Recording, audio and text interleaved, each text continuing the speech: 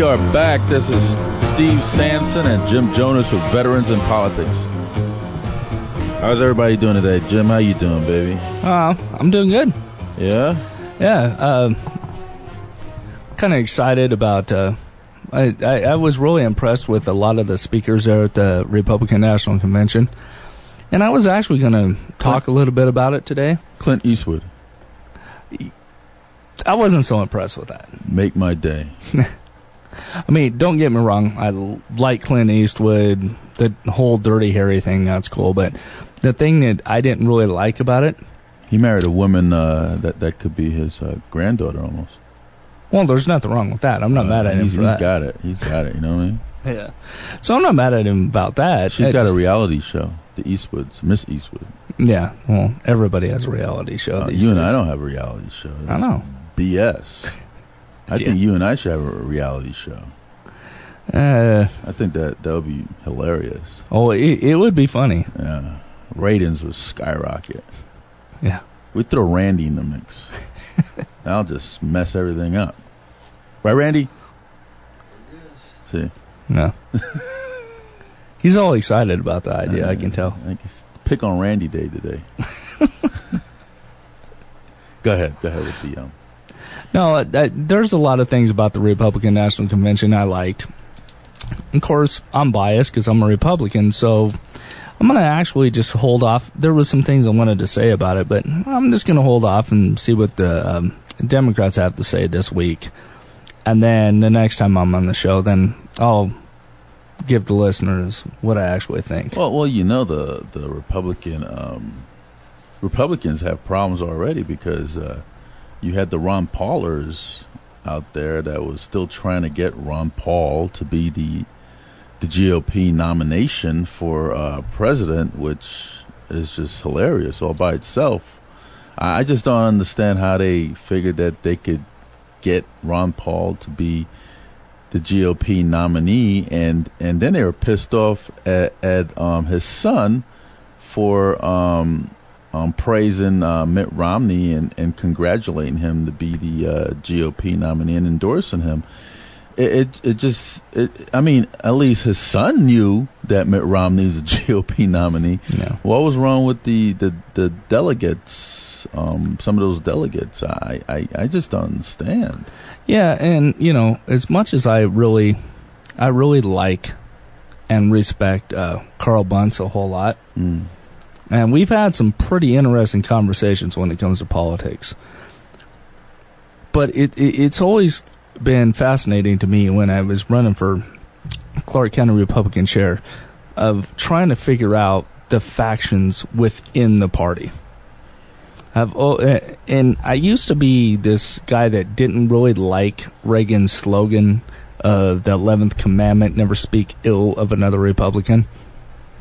And the more I think about it, actually, I do understand what he was talking about. Like, we can fight amongst ourselves, but let's not make it public. Let's not give any more ammunition to the Democrats than they already have. So, you know, I appreciate the drive that the Ron Paulers have, and that they believe so much in him. What I would actually like to see Ron Paul do is teach other candidates within the Republican Party to get people to believe in you that much.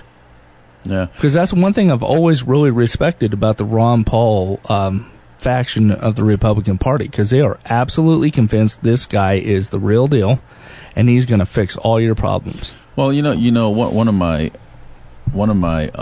although I did vote for Dr. Paul in the caucus this year, not the last election, but this election.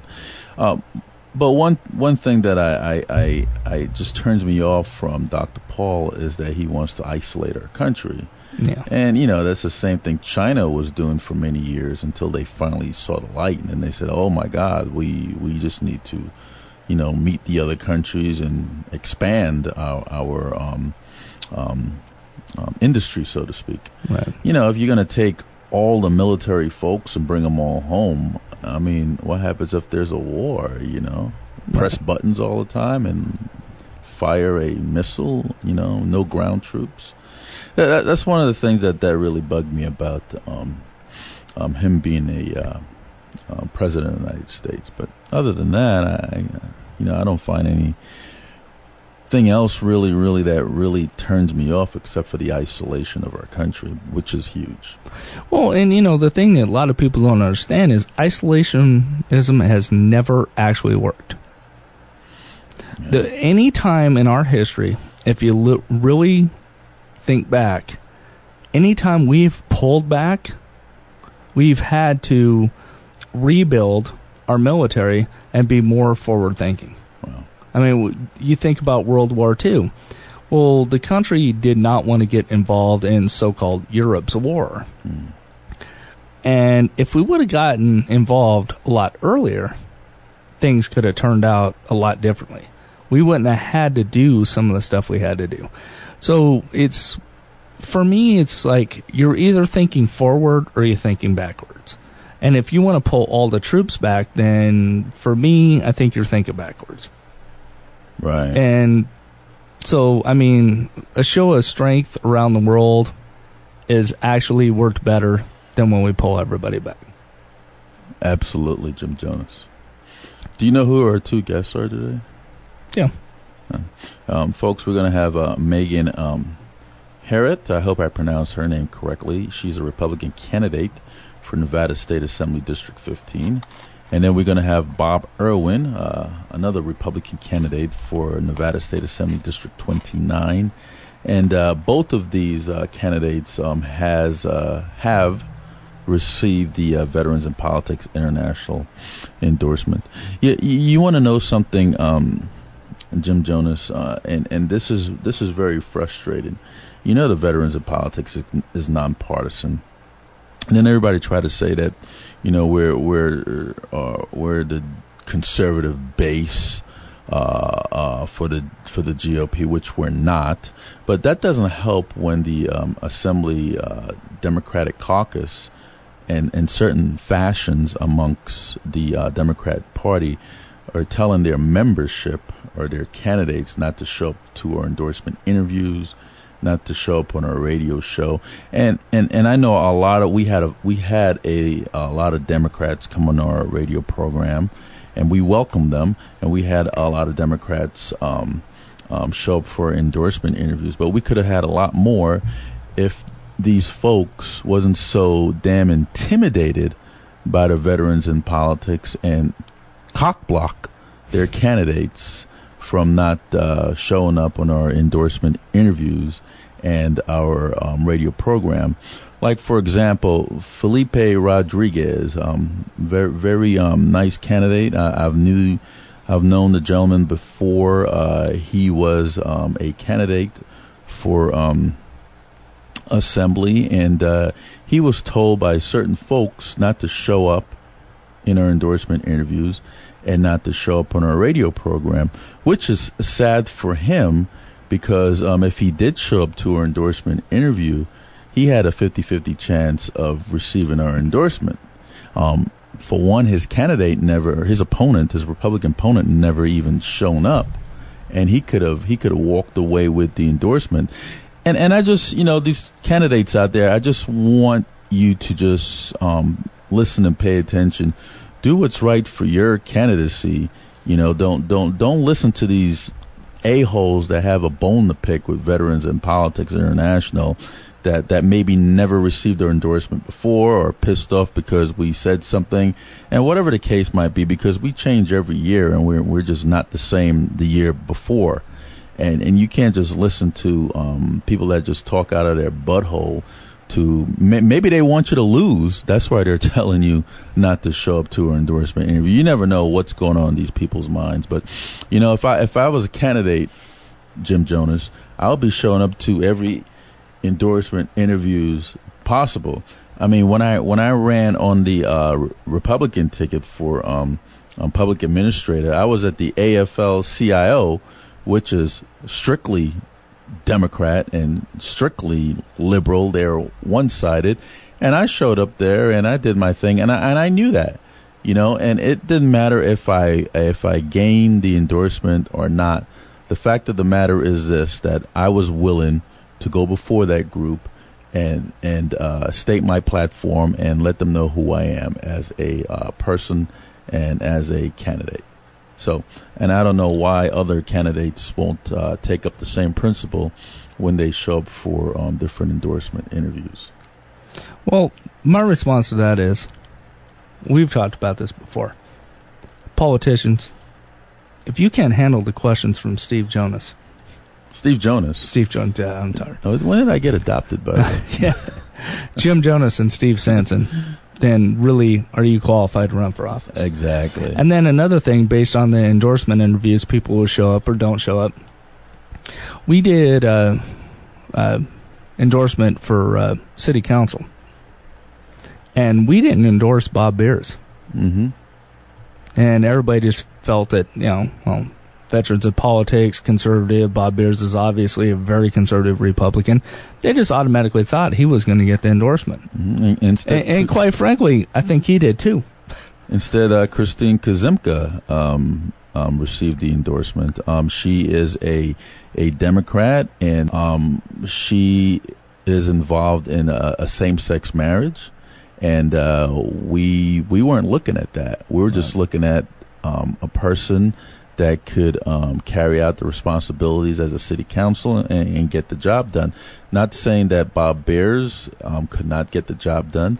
Just saying that that's how the group voted at that particular time. And the panel members are all different every single time. You might have one or two people that are the same, but majority of the members are different in every single race. So, we just don't know how the panel is going to vote for specific candidates at specific time. It could be just different, right, each time. So, get what you see with us. Yeah, exactly. You got anything else? Nah, I think we should get to our guests. Alrighty, folks. We're going to take a commercial break. This is Steve Sanson, Jim Jonas with Veterans in Politics, and we're going to move right along with Megan Heryet, who is the Republican candidate for Nevada State Assembly District 15.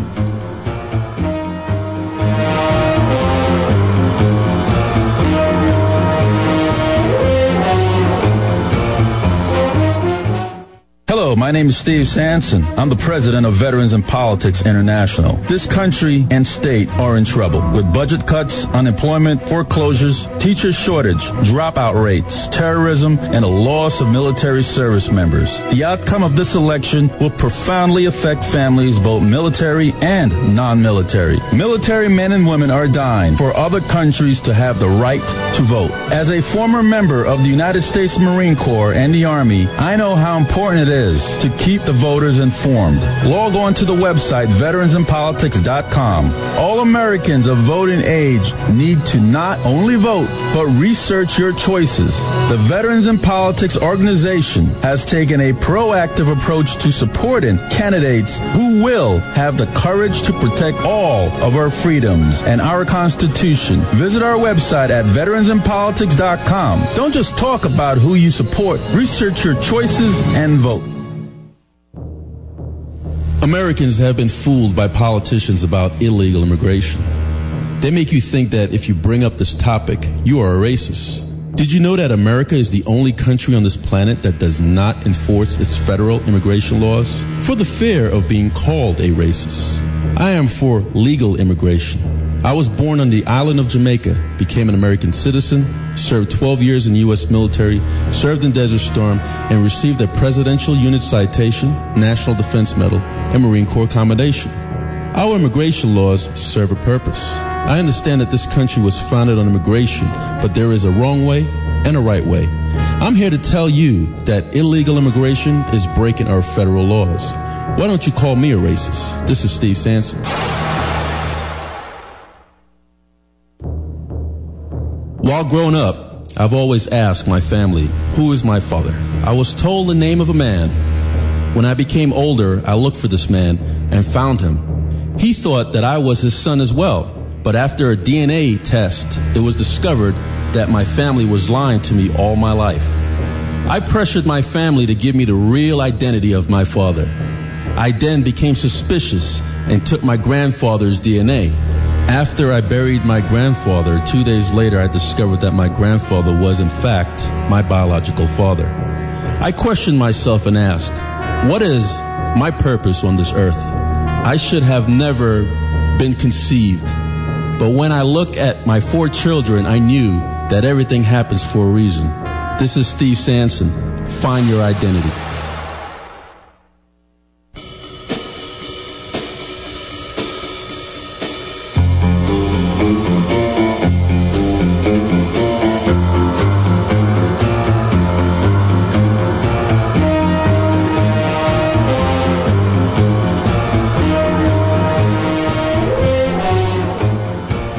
Well, we're back. This is Steve Sanson, Jim Jones from Veterans in Politics. We're here live in studio with Megan Heryet, Republican candidate for Nevada State Assembly District 15. Megan, how you doing today? Oh, I'm pretty good. Can you tell us about yourself? Tell me, let's see. Well, I'm a third-generation Nevadan. Grew up here. My dad was born here. My grandfather was born in Reno. I'm a licensed real estate agent. I also teach part-time at CCS, or for CCSD as a sub. I have a couple kids, married. Very happy to be in Nevada and try to represent Assembly District 15. So, Megan, I have a very specific question to ask you right off the bat. You're running as a Republican? Are you suggesting that women are not Republican candidates? Well, no, specifically, but you can't be running as a Republican because haven't you gotten the notice? Republicans have a war on women. I didn't get the memo. All Republicans hate women, so how can you be a Republican?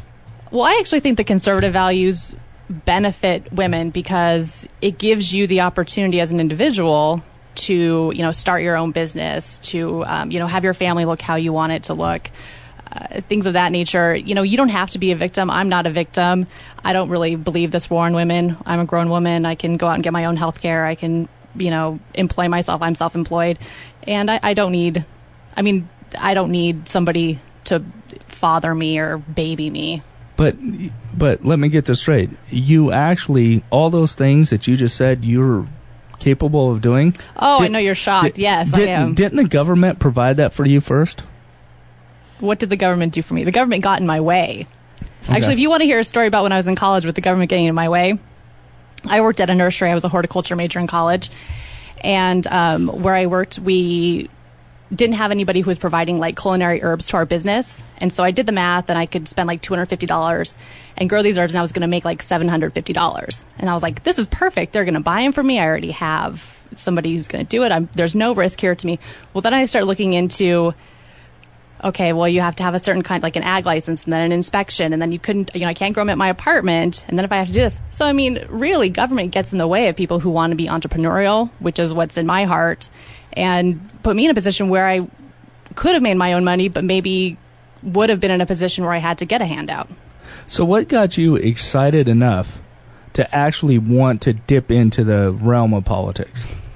What drives you to run? What pissed you off, Megan? A lot of it is just government interference and licensing. I have kids now, and then I started looking into, education options. And my husband works in business, and some of the issues he's dealing with, compliance issues. And not that I say that, we shouldn't be concerned with safety or anything, but it was just government was just really starting to press down on my life and my success. And at the federal level, I'm self-employed. I pay self-employment taxes, which is pretty onerous. That doesn't make me too excited, and I just felt like the government was pressing in on my family, and I just had enough. One of the big things that divide, since Jim brought up the partisan stuff, is between Republicans and Democrat, is the abortion issue, women's right to choose, and since you are a woman and you are a Republican, I'd like to find out your vision on the abortion issue. Is it a woman's place to choose, or we should just not have any abortions at all? And let me add to that before you answer the question. A lot of Democrats say that if we go to no abortions at all, abortions will go into an underground doctrine thing, which that people or young women would try to get abortions the old-fashioned way, with people are not certified and falling downstairs and put their lives in more danger than if you would leave it up to the women to choose to have an abortion or not have one. What's your take on it? Well, I'm personally pro-life, very strongly. On the other hand, as a legislator, this is an issue I don't want to touch. The truth is that women have procured some form of abortion since the beginning of time, and they will until the end of time. And I just don't want to go there. Do I think it's protected by the Fourth Amendment? That I don't believe. I think that a state does have the right to pass perhaps a personhood amendment or something if that's what they feel they want to do. I think that is a states' right issue, not protected by Roe v. Wade. But for me personally, I don't want to touch it. I don't want to go there. Well, Megan, it sounds to me like you're someone that believes that you can't necessarily legislate morality. I would say that's a fair statement. Yes. Yeah, and to me personally, I agree with you on that. I've never understood how people think that they can do that. But speaking on that, I mean, we touched on a couple national issues, and that's one of the things that kind of frustrated me when I ran for the assembly, is they would ask me all this stuff that I literally, if I got elected to the assembly, I would have no control over. Anyway. So, one of the things that I went on one of your websites, and it said that you were a strong proponent of campaign finance reform. Mm-hmm. How so? Well, this is a yes and a no. Not necessarily campaign finance reform as far as limiting donations or even some of the reporting issues, because something that I've run into as a first-time candidate is that there are organizations or individuals who won't donate because they do the math and they say, well, if you have to report that I gave you this money, that's going to embarrass me. Right. So I think that's an issue to think about. But what I'm really thinking about is transparency as far as lobby dollars in the quote-unquote off-season. I think that there should be real-time reporting of lobbyist dollars, and I do think that you should have to report year-round, not just during campaign season. Yeah, because one of the things I always found fascinating is, you always hear there's too much money in politics. And for me personally, you're never going to remove that. No. So for me, I kind of agree with former Vice President Dick Cheney on this one. Don't limit the amount of money, just disclose it. Correct, because especially if you're in a situation, let's say, like me, you do the numbers, you say, I'm not sure if I want to be embarrassed in that situation. It helps first-time and breakthrough candidates to be able to get higher donations so that they can actually be successful, because it does take money to run a successful campaign. Does it frustrate you that the way the political circle works, that incumbents have so much of a huge advantage over first-time candidates? Well, of course, the first-time candidate, that's frustrating. But I can't begrudge them or anything like that. I think it's to be expected if I were an incumbent that I would also expect that kind of attention. But yes, it's extremely frustrating to have those conversations where an organization says, we like you, but. Right. And I've had that probably 3 or 4 times at this point. So what's your plan to overcome that obstacle? Well, I have been meeting with a lot of small business owners. I raise my donations $50, $100, $250 at a time. Doctors they're great at giving money. Other real estate agents have been good. Some others, like I said, small business owners, chiropractors, and things of that nature. So that's what I've done. I have called every person I know. I go door to door. I say, hi, I'm in your district. $50, $100, $250 at a time. That's how I'm doing it. Your opponent that's running against you in the general election, mm-hmm. Your Democratic challenger, when I first met him years ago, I met him in front of the Foley Federal Building on Las Vegas Boulevard with about 79 other folks. This was back in, I believe it was either in 2006, 7, around there. And there was a lot of newscasts there. And he was holding up signs protesting against the war. He's an anti-war protester. And the ironic part is that he's a former Marine protesting against the war. And I went over there with another member of mine, Nick Starlin, and we kind of broke up. There was two of us, and there was about 80 of them. And we were not anti-war protesters, but we believe that if American parents are sending their sons and daughters off to war, the whole country needs to be behind the troops while they're sending their kids off to war. We don't believe that there are people out there that should nationally or take the media spotlight to protest against a war while you're sending your sons and daughters off to war. And that's one of my major conflict with your opponent. Now, how do you feel about anti-war protesters while people are sending their children off to war? I mean, would you send your kid off to war knowing that you turn on the news and you see these anti-war protesters out there that are protesting against the war? I mean, if I felt like that was not a support issue, because obviously I love my son very much, and to see him in a position where I didn't feel he was getting support, that would be extremely difficult. The difficult thing with my opponent is being a former Marine, and I'm not a veteran. I've never been in the military. I've never served. Who am I? I want you to feel however you feel about that activity, but I don't know that I can say anything about it. I feel like it's not my place. I don't have the greatest respect for my opponent, but I have a hard time calling him out for that because I don't know what his experience was like, and I haven't been in the military, and I don't know. Well, I'm just calling him out right now. That was just calling him out. I just called him out.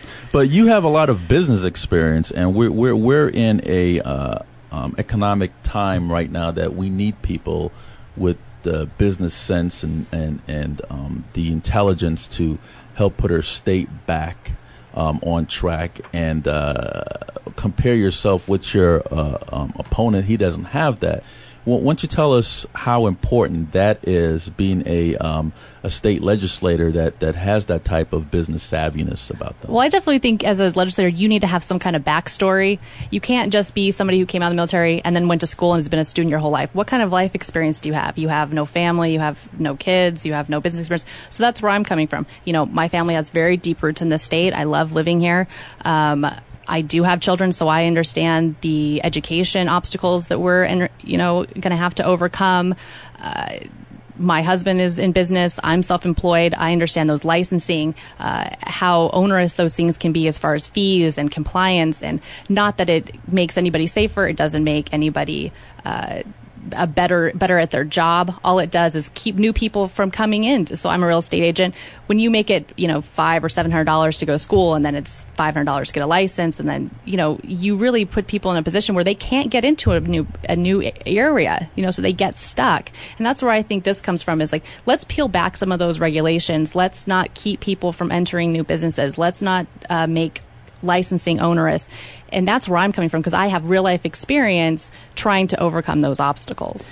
Well, Megan, you talk about pulling back some of the regulatory stuff, and that's, and I agree with you on that, but to just play devil's advocate, your opponents are going to say, yeah, those are platitudes. We hear them all the time from Republicans.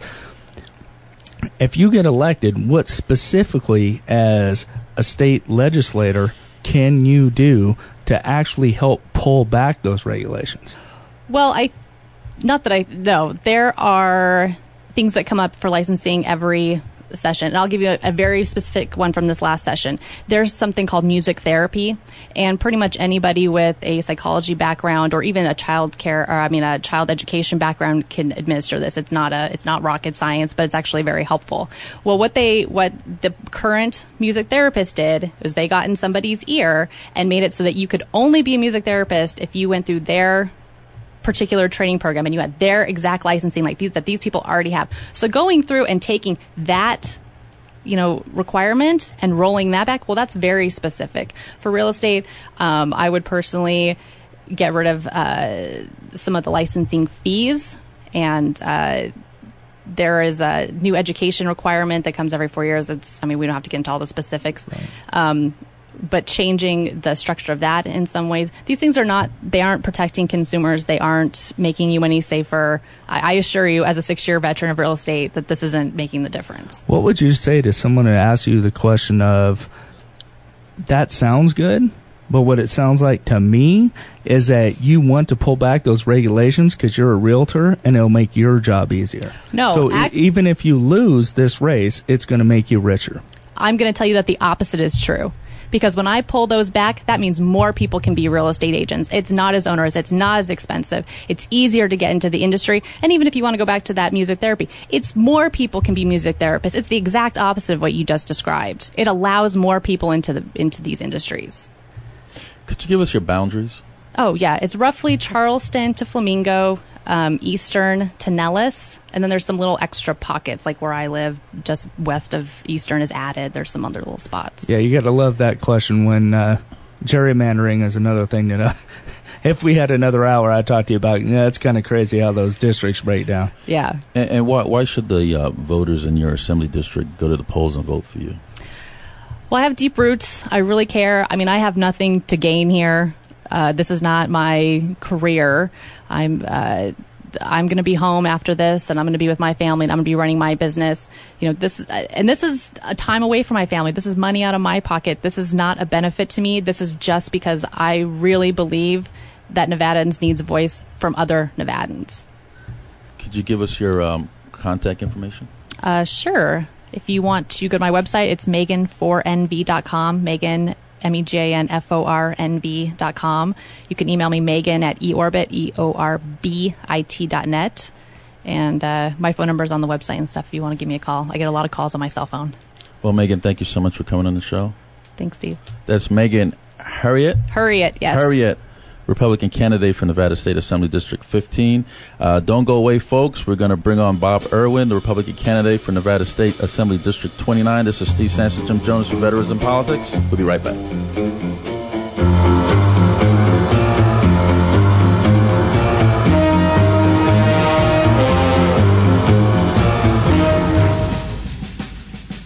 Did you see the press release Veterans in Politics sent out in support of Clark County District Court Judge Alicia Kadish to the federal bench? Yes, in 2008, Veterans in Politics endorsed 22 judicial candidates in the primary. Only 4 candidates did not become a judge. This was the same year they endorsed District Court Judge Alicia Kadish. Judge Kadish was one of the 18 of their endorsed recipients that is a sitting judge today. Yeah, they take pride in their selection of candidates, especially when it comes to our judges. Judges are the first line of defense, and they immediately impact our daily lives. I wonder if anybody knows that Judge Kadish was appointed to the district court seat by former Republican Governor Jim Gibbons to replace former district court judge Joe Bonaventure. Yeah, as a jurist, Judge Kadish consistently demonstrates fairness, impartiality, and a dedication to upholding the law, regardless of whether she agrees with it. She follows the law and not legislates from the bench, which is what Republicans look for in a jurist. Yeah, it is ironic, to say the least, that Republican U.S. Senator Dean Heller is now blocking Judge Kadish's federal judicial nomination because she insisted on following the law.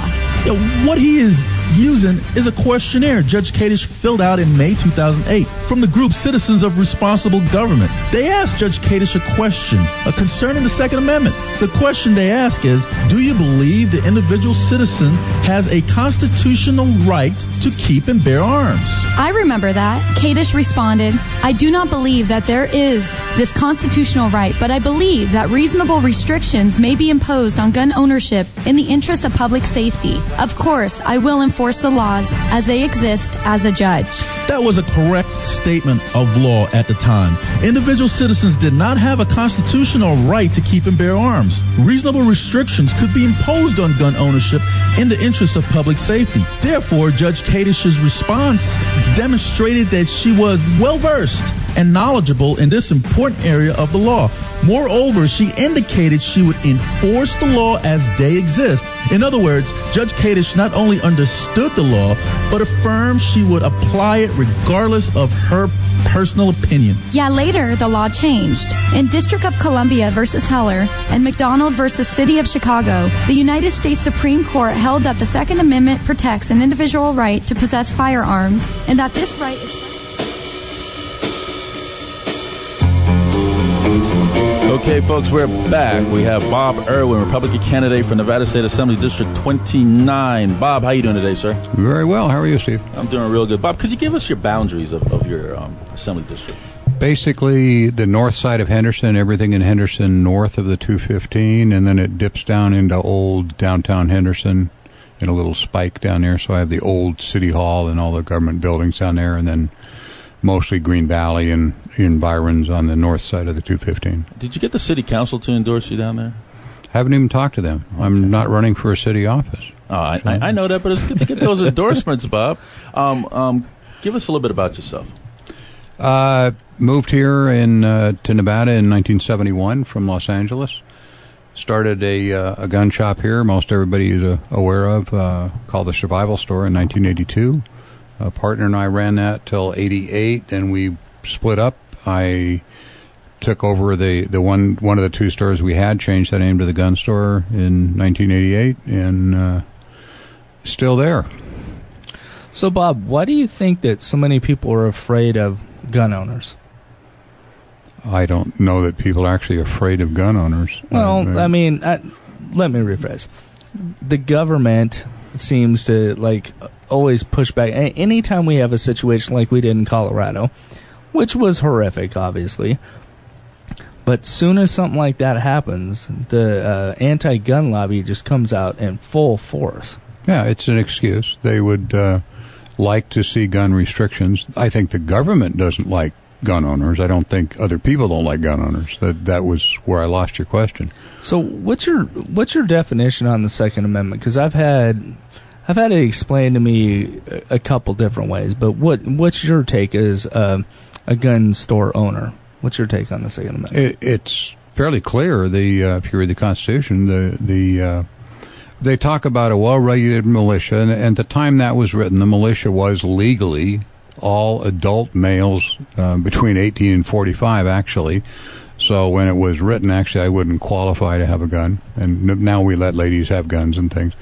But every citizen was part of that militia, and it says their right to keep and bear arms shall not be infringed, and that's pretty straightforward. I don't know how you'd get that mixed up. Yeah, me either. Yeah, Jim. And you know something, Mr. Irwin, I support the right to bear arms because I carry myself, but I get a lot of these posts from different incidents that took place as far as the incident in Colorado. Yes. Okay. There was an incident in Wisconsin with that was it church? The Sikhs. The Sikh temple. Yeah. There was an incident in New York. Some disgruntled person at the Empire State Building lost their job and started shooting people. That was last week. Well, actually, no, that's not correct. He shot the guy that cost him his job, right, and then 5 times, and then the police, trying to stop him, shot 9 people. Oh, the police shot the 9 people? The police shot all nine people. I didn't hear that part. I was going to say, I'm surprised you missed that, Steve. The guy shot one guy that he was laying in wait for. It had nothing to do with the Empire State Building. That's happened to be on the street it took place in. But he ambushed the guy, shot him in the head, and killed him. As he was laying there on the ground, he shot him 4 more times in the head. Wow. Put his gun away and started walking away, and a passerby called the police, and there he is, and pointed at him. They followed him for a ways and yelled, "Halt, police." He turned around, drew a .45 caliber pistol, same gun he shot the other guy with, didn't fire it. The 2 police officers fired at him, seeing the gun, which is what we'd expect them to do, of course. Right. They fired 16 rounds. They hit him 6 times, which is pretty good as police shootings go. And but they hit 9 bystanders. They hit 3 directly with their rounds, and 6 others were injured with fragments of ricochets. And you see, I didn't hear about that part. Yeah, I've advocated ever since then. It's a good thing I bring these things to. Well, we obviously need to do something with gun control and hopefully take the guns away from the New York Police Department. I mean, as ridiculous as that sounds, but the police are who shot the wrong guys. Right. I mean, there was a murder at the beginning of this, and the guy, of course, is now dead. Right. Who did it? The guy in Arroyo, Colorado is in jail. The guy in Wisconsin is dead, killed himself. there are going to be people that misuse all constitutional rights. I got into a fairly large debate with a reporter some time ago about he didn't like the Second Amendment, and I said, well, I don't like the First Amendment. What do you think of that? Should we curtail that? And he, well, no, that's different. Mm-hmm. I said, no, it's not. It's in the same Constitution. Mm-hmm. How about the Fourth Amendment? Pick out the one you don't like. But the fact is that responsible gun owners don't commit crimes. That's true. And we're only dealing with the people that are committing crimes, and in most of these cases, they're dead or in jail, or in all of these cases, basically, they're dead or in jail. And we're swinging at an empty room here with whatever. Had there been an armed citizen in that crowd that would in be New my York, next question. Could they have dispatched this guy and perhaps had better marksmanship? Maybe. Had there been an armed citizen in Aurora, Colorado in that theater, could it have been different? Yes. And in Aurora, Colorado, as in the street of New York, nobody was armed because they have such strict regulations about having firearms. And what happens, of course, when you make the regulations, they take the guns away from the people who are not murderers. Right. And then the murderers have a free fire zone. Every one of these things took place. I had a reporter in from Colorado University that was talking to me about this, and one of the things she said was, now they're the guns on campus and so on and so on. I said, well, actually, if you look at the data, and this is true, Colorado State University allows, for the last 5 years, has allowed guns on campus. You can keep them in your dorm room, et cetera, et cetera. University of Colorado is absolutely a gun-free zone. The crime rate at University of Colorado is 5 times what it is at Colorado State. Now, University of Colorado, just now, is allowing guns in the dorms, in spite of the Aurora shootings. But it's the opposite is true. If you look at the data from anywhere in the country, the higher the gun density, the lower the crime rate. The best example, and I hate to keep pounding on it, is Chicago. It is impossible, basically, to own a gun in Chicago, and they have murder rates that are absolutely astronomical because the citizens never shoot back. Did you hear about the incident that happened at a Pathmark in Jersey this week? Yes. Okay. A Marine. Yeah. Here we go. You know something, Bob. I always find this funny. Is when you go to some establishment and they have a picture of a gun with a slash mark on there. I mean, if I'm carrying a weapon illegally in the first place, concealed, do you think I'm going to pay attention to that sign? All that does is keep citizens. Statistically, they don't. I mean, you're right. And again, we have this guy in New Jersey was disgruntled over something. He shot 2 people and then killed himself. Right. And how would that individual affect gun owners? True story. Years and years ago in California, one of the very first incidents we had was a guy with an AK-47 in Stockton, shot at a bunch of school children, killed several of them, and killed himself right then. And that was one of the cases that caused the assault weapon ban, because we don't want to have these people having all these long magazines. Right. And I was trying to explain to my wife at the time. She said, well, wait a minute. She had a Glock 26 that held 16 rounds. And she said, but I didn't shoot anybody in California. In fact, the guy's dead. Why are they taking 6 rounds away from me? I didn't shoot anybody. Mm-hmm. And the guy that did it is already a corpse. Right. It absolutely makes no sense. As if, we get a drunk driver on the 215 and we give everybody a ticket for drunk driving. Right. That would make the same amount of sense. The legitimate gun owners have it for self-protection, and in fact, hundreds of thousands of times per year stop crimes in progress. And there have been several what would have been school shootings that have been stopped by somebody who was armed on campus, a teacher, a custodian, whatever, that has stopped the crime in progress and saved countless lives. But nobody notices that. We only notice the ones that don't get stopped. And if you look at the commonalities, we have all sorts of age ranges and backgrounds, military, non-military, ex-police, et cetera, et cetera. The one thing they have in common is they're all nuts. Almost every one of them has been under psychiatric care. His friends have said this guy's really nuts, et cetera, et cetera. But the government prevents those people from being reported. It's called a HIPAA Act. Right. Yeah. And if a psychiatrist thinks somebody's crazy, if she calls the police, this has been questioned in the Colorado case.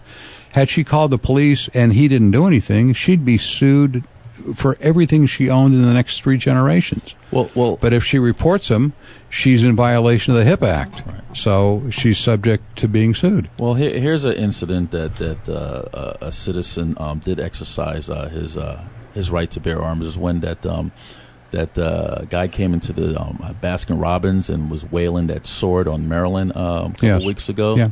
And who knows what he might have done if he wasn't taken out. So that's well, absolutely. And the store owner's son, they had a gun in the store, and he shot the guy, and it was absolutely valid. And it's a good thing. There'd be dead people. Who knows? You know, I'm personally more afraid of swords than bullets. You know, so me too. I don't like knives. Knives and needles scare me, but guns I'm good with. But that type of thing happens all the time. But that did not make CNN national news, right? Because it was an honest citizen killing a bad guy, and that was the end of the bad guy. Right. And again, that was another guy who was under mental duress. Everybody knew it. All his friends knew he was nuts, and. You know, it's the nutcases. We can't let them have swords either. Well, so, Bob, sorry, Jim. Bob, you've been in this community for many years, and you've ran a business. You've run a very controversial business, which is a gun store, because some people on the left or right don't care for guns, whatever their reason might be.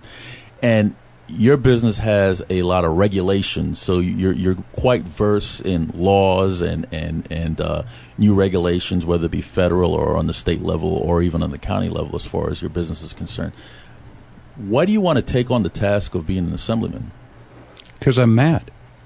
I'm looking at the regulations, and what's happening here in Nevada, as you know, not talking gun issues, talking all issues. We have in Nevada the worst of everything. We're at the top of the worst list for foreclosures, suicides, bankruptcies, lowest credit ratings, average, ad infinitum.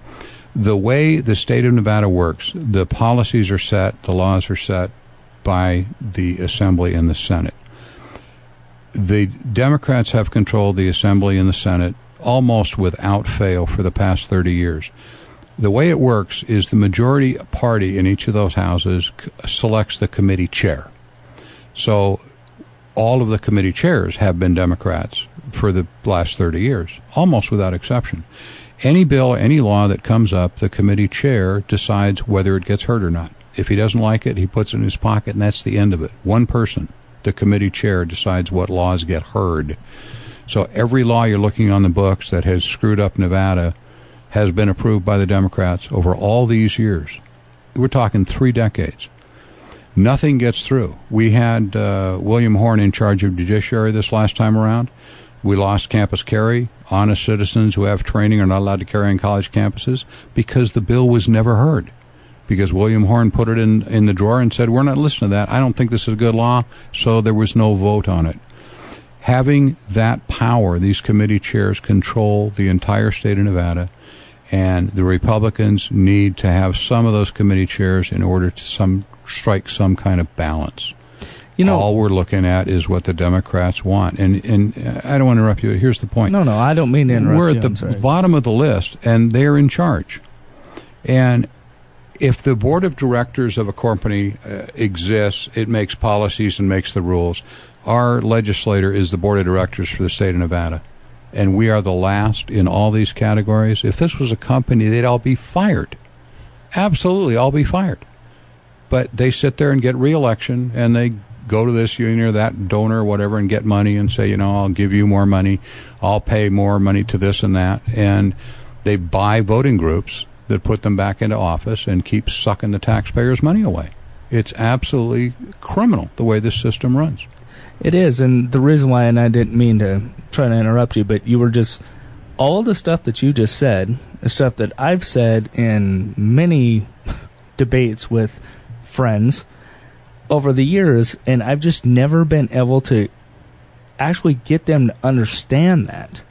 How running for the assembly, how can you get the average person to actually understand what you just said to us today? By saying it over and over till they listen. I mean, I can't imagine how any Democrat can rerun for office in this state, or on a national level for that matter. But we're talking about state issues here, obviously. And how they can run on their record and say, you know, look what I've done for the state. You should reelect me because we're the worst in all those categories. If they were any good, now I know there's a national recession and they fall back on that. Well, everybody in the country is doing awful. But if they were any good, we'd be 25th in all those categories, not 50th or 49th.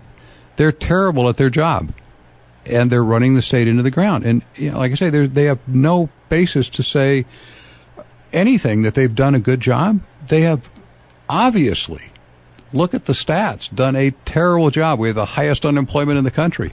Yeah, and it's their fault. They passed regulations the previous guest was talking about that kill you. I just built a $1+ million project expanding the range of my store, and now I have concrete rooms with steel ceilings, concrete floors, concrete walls that have fire sprinklers in them.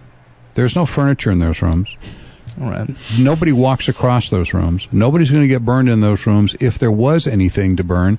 But I have $83,000 worth of fire sprinklers because the government says I have to have them in there. That is absolutely nonsensical. You know, how we get regulations like that is by committees who've never been in business in their life. Right. And I'm dealing with an opponent same way. She works for the PTA as a rep. That's what she does for a living. Before that, she worked for the Heart Association as a fundraiser. In short, never had a business job in her life. Right. It's because of their backgrounds that they don't know what they're doing wrong. They're not doing it on purpose.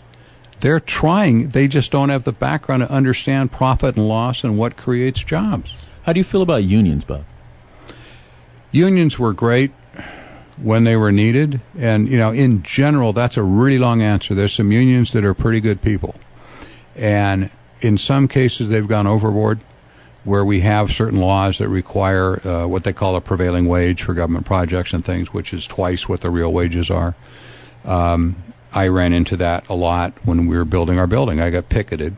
I remember that. I'm building a building. I'm creating 40 more jobs in Las Vegas, and I got pickets out there telling me I'm shame on the gun store because we hate labor. No, you know, I got like 500 people building the building, and I'm hiring 40 more people because I hate labor, and I'm the one sticking my money out there. Yeah. Mm-hmm. Well, it's kind of why I asked Megan about the war on women. Same thing. It just their argument is just so nonsensical to me that it's like really hard for me to understand, and that's why I asked you. I mean, how are you going to get that message out there? Because it's frustrating at a level that's just got me to where I don't want to run again. Organized labor is organized.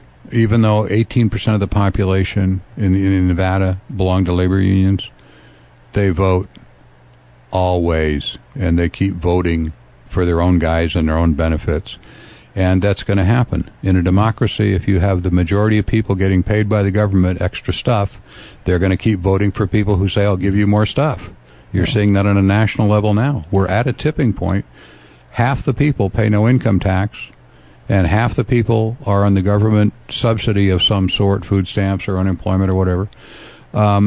Eventually, they realize that, hey, we can vote for this guy. He'll vote to give us more money. And we're back at the bread and circuses of the Roman Empire. Yeah, well, that's why Aristotle considered democracy a failed form of government. Because it's the masses voting for themselves. This was a republic last time I looked. Yeah. This is your second run for this office, correct? Yes. And what do you think happened the first time that you're going to change this time? I'm a better campaigner, and I'm not running against a sitting Speaker of the Assembly, who is now running against Joe Heck for Congress. And I want to congratulate you for receiving the Veterans in Politics endorsement. Did you receive it last time? Yes. Okay, very good. Yeah, last time I lost. This time it ought to work, Steve.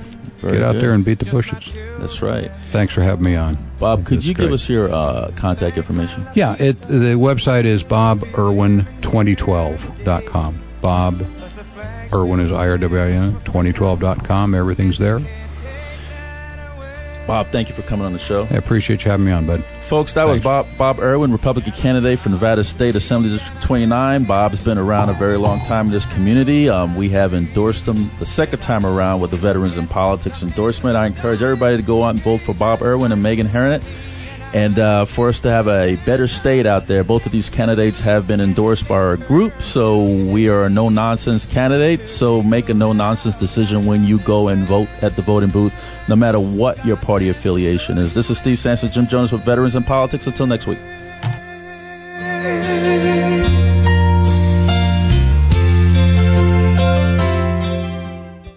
Views and opinions expressed on this program were those of the hosts and guests and did not necessarily reflect those of Vegas All Net Radio, its affiliates, or its parent company.